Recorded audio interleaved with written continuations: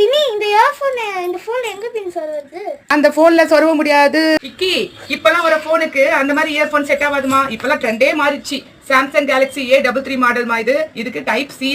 இந்த மாதிரி ஒரு இயர்போன் தான் யூஸ் பண்ண முடியுமா. நார்மல் ஜாக் இதுக்கு கிடையாது. பாத்தியா, அந்த நார்மல் இயர்போன் யூஸ் பண்ண முடியாது. வேணும்னா ஒரு அடாப்டர் விற்கிறாங்க சின்னதா, அந்த அடாப்டர் போட்டு பழைய இயர்போன் யூஸ் பண்ணிக்கலாம். அதெல்லாம் டைப் C விற்கிறாங்கம்மா.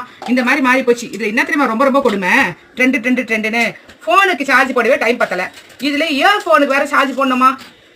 என்ன பின்னி இயர்ஃபோனுக்கு சார்ஜர் ஆட் போங்க பின்னி. ஏய் நிஜதா நம்ப. இங்க பாரு இது வேற. இத வேற எடுத்துட்டு இந்த மாதிரி இயர்போனு டைப் C இதுல சொருவி சார்ஜ் போட்டு வைக்கணும். அப்பதான் வந்து நம்ம ஒரு 2-3 ஹவர்ஸ் சார்ஜ் ஆனாதான் நம்ம அதுக்கப்புறம் எடுத்து இந்த இயர்போனை யூஸ் பண்ண முடியும். ஆனா சில பிராண்ட்ல எல்லாம் வைக்கி டைப் C யூஸ் பண்ணலாம், அதுக்கப்புறம் நம்ம நார்மல் இயர்போனும் யூஸ் பண்ணலாம். அதனால ஃபோன் வாங்கும்போது செக் பண்ணிட்டு எது உங்களுக்கு கம்ஃபர்டபுளோ அதை வாங்கிக்கிங்க.